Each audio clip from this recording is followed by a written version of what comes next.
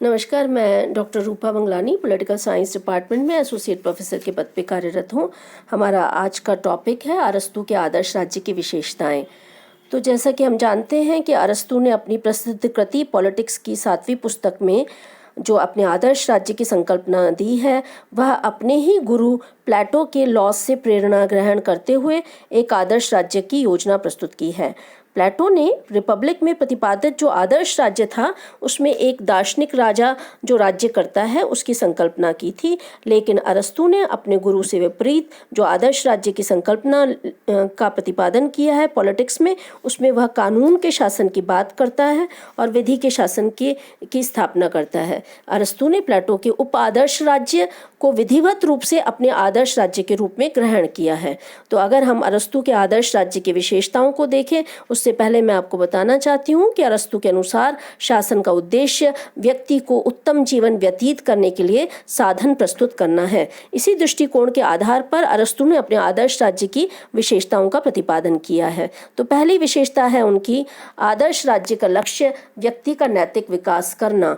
तो बेसिकली अरस्तू के अनुसार आदर्श राज्य का मुख्य लक्ष्य अपने नागरिकों का नैतिक कल्याण है। राज्य समुदायों का समुदाय है। प्रत्येक समुदाय अपने सदस्यों के हितों की दृष्टि में रखते हुए अन्य समुदायों के साथ मिलकर कार्य करता है। अरस्तू की प्रसिद्ध उक्ति है, राज्य जीवन के लिए अस्तित्व में आया और अच्छे जीवन के लिए ही अस्तित्व में बना हुआ है। इस प्रकार वह अच्छे जीवन शब्दों का प्रयोग नैतिक जीवन के अर्थ में करता है। तो अक्सर ये परीक्षा में सवाल आता है कि ये किसकी प्रसिद्ध कृति है कि राज्य का सज्जीवन के लिए अस्तित्व में आया और उसका अस्तित्व सज्जीवन के लिए ही बना हुआ है। तो उसका उत्तर अरस्तू है। दूसरा मुख्य सिद्धांत है मध्यम मार्ग का सिद्धांत। अरस्तू ने संवैधानिक तंत्रीय शासन व्यवस्था का सिद्धांत प्रतिपादित किया। वह मध्यम मार्ग का अनुसरण करने वाले जीवन को श्रेष्ठ मानता है। आदर्श राज्य की शासन व्यवस्था पर विचार करते हुए अरस्तू ने लिखा है कि सर्वोत्कृष्ट गुणों से युक्त कोई एक व्यक्ति राजा हो जाए या सर्वोत्तम गुणों वाले व्यक्तियों के हाथों में शासन शक्ति आ जाए तो शासन की आज्ञाओं का पालन नहीं किया जा सकता। लेकिन व्यवहार में वो कहता है कि यह आवश्यक है कि मध्यम मार्ग को अपनाते हुए सर्वोत्तम रूप में जो शासन प्राप्त किया जा सकता है उसके लिए यह चेष्टा करनी चाहिए कि मध्यम मार्ग के सिद्धांत का पालन हो। इसीलिए वो पॉलिटी या संवैधानिक तंत्र की संकल्पना बताता है। वो कहता है कि नगर राज्य में 3 वर्ग होते हैं, अत्यंत संपन्न, अत्यंत निर्धन और इन दोनों के बीच के वर्ग। तो वो कहता है कि सुप्रजातंत्र या संवैधानिक तंत्र में इन तीनों वर्गों में से तीसरे वर्ग के द्वारा ही शासन किया जाना चाहिए। तो अरस्तू ने अपने आदर्श राज्य में 3 प्रकार के कार्य करने वाली संस्थाओं का वर्णन किया है। वो ये कहता है कि शासन संबंधी विषयों पर विचार पर निर्णय करने के लिए असेंबली होगी। सभी नागरिक इस असेंबली के सदस्य होते हैं। शासन करने वाले अधिकारी जिन्हें अरस्तू मजिस्ट्री कहता है, और उस मजिस्ट्री का कार्य एक तरह से आज की कार्यपालिका जो काम करती है वो मजिस्ट्रेसी का नाम देता है, वो कार्य करते हैं। और तीसरा न्यायपालक या न्यायिक अधिकारी यानी जुडिशरी। तो इस प्रकार उसने 3 प्रकार की संस्थाओं का विवेचन किया है। और अरस्तू सर्वोत्तम शासन व्यवस्था किसको मानता है? पॉलिटी या संवैधानिक तंत्र को मानता है। इस मध्यम मार्गीय शासन व्यवस्था का एक मुख्य लक्षण विधि की सर्वोच्चता है। अरस्तू के आदर्श राज्य की तीसरी विशेषता विधि की सर्वोच्चता है। विधि की सर्वोच्चता का समर्थन करते हुए अरस्तू लिखता है कि व्यक्ति के शासन की तुलना में विधि का शासन श्रेयस्कर है, क्योंकि विधि ऐसा विवेक है जिस पर व्यक्ति की इच्छा का प्रभाव नहीं पड़ता।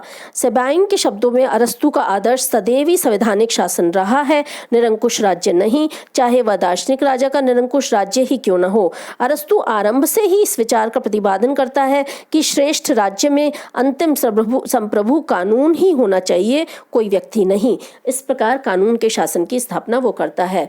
जनसंख्या के संबंध में अरस्तू के अनुसार आदर्श राज्य में जनसंख्या ना तो बहुत अधिक होनी चाहिए और ना ही बहुत कम। जनसंख्या अधिक होने पर कानून और व्यवस्था बनाए रखना कठिन हो जाएगा और जनसंख्या कम होने पर राज्य अपनी आवश्यकताएं पूरी नहीं कर सकता। इस प्रकार प्लेटो के समान आदर्श राज्य की जनसंख्या बिल्कुल निश्चित न हो करते हुए भी वह ये मानता है कि कम जनसंख्या वाला नगर राज्य उसका आदर्श हो सकता है। 5वीं विशेषता प्रदेश के बारे में है। अरस्तू के अनुसार राज्य का प्रदेश बहुत विशाल नहीं होना चाहिए, लेकिन ऐसा अवश्य होना चाहिए जिससे व्यक्ति के जीवन की आवश्यकताएं पूरी हो सके। वह कहता है कि ऐसा प्रदेश होना चाहिए राज्य जहां जल और स्थल दोनों मार्गों तक उसकी आसान से पहुंच हो सके और जिससे राज्य को एक व्यापारिक केंद्र के रूप में विकसित किया जा सकता है। 6ठी विशेषता नागरिकों के चरित्र के बारे में है। अरस्तू का विचार है कि चरित्र और योग्यता में जनता यूनानियों के समान होनी चाहिए, जिनमें उत्तरी जातियों का उत्साह और एशियाई जातियों की बुद्धिमत्ता दोनों का मेल है। उसका विचार है कि बुद्धिमत्ता, साहस और उत्साह के मेल से ही नागरिक अपना राजनीतिक विकास कर सकते हैं।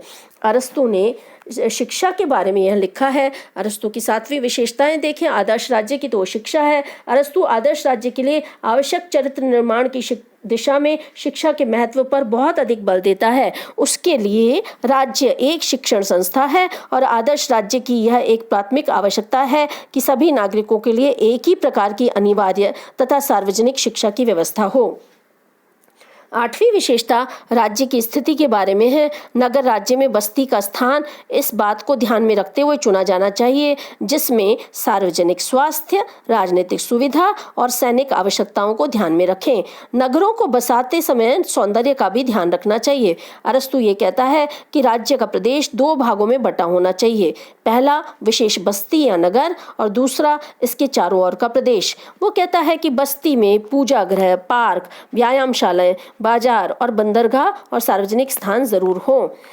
9वीं विशेषता आदर्श राज्य की स्थिति के साथ साथ वो राज्य के विभिन्न वर्गों की बताता है। उसके अनुसार राज्य में मुख्यतः नागरिकों की 6 मुख्य आवश्यकताएं हैं जो पूरी होनी चाहिए और 6 मुख्य आवश्यकताएं हैं। पहली भोजन, दूसरी कला कौशल, तीसरी हथियार, चौथी संपत्ति, 5वीं सार्वजनिक देव पूजा और 6ठी सार्वजनिक हित का निर्धारण। इन 6 कार्यों को करने के लिए राज्य में 6 वर्ग होना चाहिए। ये 6 वर्ग हैं। पहला कृषक, दूसरा शिल्पी, तीसरा योद्धा, चौथा व्यापारी या संपत्तिशाली वर्ग, 5वां पुरोहित और 6ठा सार्वजनिक हित का निर्धारण करने वाले निर्णायक। इनमें से प्रथम 2 वर्गों को अरस्तू नागरिकता प्रदान नहीं करता, अर्थात कृषक और शिल्पी को नागरिकता प्रदान नहीं करता। वो राज्य में रहते हैं लेकिन राज्य के लिए कार्य करते हैं किंतु राज्य के सदस्य नहीं हैं, ऐसा उसका कहना है। शेष वर्गों के संबंध में वह यह व्यवस्था करता है कि शेष वर्गों के नागरिक युवावस्था में देश की रक्षा का काम करें, प्रौढ़ावस्था में राज्य के शासन संबंधी विषयों का चिंतन करें और वृद्धावस्था में पुरोहित का काम करें। इस प्रकार हम देखते हैं कि प्लेटो एक व्यक्ति को संपूर्ण जीवन के लिए एक ही काम देता है, जबकि अरस्तू एक ही व्यक्ति को उसकी अवस्था के अनुसार, आयु की अवस्था के अनुसार 3 काम देता है। अरस्तू के आदर्श राज्य की 10वीं विशेषता आर्थिक व्यवस्था। अरस्तू के राज्य की 10वीं विशेषता आर्थिक व्यवस्था है। अरस्तू ने अपने आदर्श राज्य में किसी भी वर्ग के लिए संपत्ति के साम्यवाद का प्रतिपादन नहीं किया है। वह ये मानता है कि संपत्ति का विषय वितरण राज्य के हित पर विपरीत प्रभाव डालता है। वह संपत्ति की विषमता को दूर करने के लिए 3 विकल्प देता है। पहला, भू संपत्ति वैयक्तिक हो किंतु उसका उपयोग सामूहिक हो, सभी लोग उसका समान रूप से उपभोग करें। दूसरा, संपत्ति सामूहिक हो पर इसका उपभोग वैयक्तिक हो। तीसरा, संपत्ति सामूहिक हो और इसका उपभोग भी सामूहिक हो। अरस्तू इनमें से प्रथम विकल्प के पक्ष में है। इसका मतलब वो ये कहता है कि भू संपत्ति वैयक्तिक तो हो लेकिन इसका उपभोग सामूहिक हो तथा सभी लोग इसका समान रूप से प्रयोग करें। वह भूमि को निजी और सामूहिक 2 भागों में विभक्त करने पर बल देता है। उसके अनुसार प्रत्येक व्यक्ति के पास भूमि का टुकड़ा होगा जिस पर वह दासों की सहायता से कृषि कार्य करेगा, लेकिन उत्पादन से प्राप्त लाभों का उपयोग सामूहिक रूप से किया जाएगा। उत्पादन वैयक्तिक होने के कारण सभी व्यक्ति अधिकाधिक उत्पादन का प्रयत्न करेंगे और उपभोग भी सामूहिक होने के कारण समाज में समानता और भाईचारे की भावना को अपनाया जा सकता है। अरस्तू के आदर्श राज्य की 11वीं विशेषता स्त्रियों के साम्यवाद की मनाही है। संपत्ति के साम्यवाद को अस्वीकार करने के साथ साथ अरस्तू अपने आदर्श राज्य में किसी भी वर्ग के लिए स्त्रियों के साम्यवाद की धारणा का प्रतिपादन नहीं करता। इस प्रकार हम देख सकते हैं कि अरस्तू के आदर्श राज्य की विशेषताओं को अगर हम देखें तो हम देख सकते हैं कि ये जो 11 विशेषताएं हैं ये मुख्यतः उसके आदर्श राज्य की विशेषताएं हैं। अरस्तू के आदर्श राज्य की धारणा के अंतर्गत किसी भी रूप में नागरिकों के हितों और इच्छाओं की अवहेलना नहीं की गई है। नागरिक राज्य के प्रति कर्तव्यों का पालन करता हुआ अपने लक्ष्यों की प्राप्ति करता है। अरस्तू के आदर्श राज्य में राज्य के श्रेष्ठ जीवन तथा व्यक्ति के श्रेष्ठ जीवन में कोई भेद नहीं है और इस दृष्टि से यह नितांत आवश्यक है कि वह अपने आदर्श राज्य की संकल्पना रखता है। दरअसल अरस्तू ने प्लेटो के उप आदर्श राज्य को अपना आदर्श राज्य माना। प्लेटो ने अपनी पुस्तक लॉज में जिस उप आदर्श राज्य की संकल्पना रखी उसे अरस्तू ने अपनी पुस्तक पॉलिटिक्स में आदर्श राज्य के समान रखा। तो इस प्रकार हम देखते हैं कि अरस्तू का आदर्श राज्य अनेक विशेषताओं से युक्त है और उस आदर्श राज्य में सद्जीवन के प्राप्ति के मार्ग के लिए अनेक तौर तरीके बताए गए हैं। दरअसल अरस्तू के अनुसार शासन का मुख्य उद्देश्य व्यक्ति को उत्तम जीवन व्यतीत करने के लिए साधन प्रस्तुत करना है और इसी दृष्टिकोण के आधार पर उसने अपने आदर्श राज्य की संकल्पना को रखा है। तो आप अरस्तू के आदर्श राज्य का अध्ययन करें और इस पर अक्सर परीक्षा में और कंपटीशन में भी सवाल पूछा जाता है। ये महत्वपूर्ण टॉपिक है और इसके अध्ययन करने के बाद अगर कोई मुश्किल आए तो हम उस पर चर्चा करते हैं। और हाँ, आप अरस्तू के आदर्श राज्य के साथ साथ प्लेटो के आदर्श राज्य का भी तुलनात्मक अध्ययन करें तो ये आपके लिए बहुत अच्छा होगा और इस पे हम और बात करते हैं। धन्यवाद।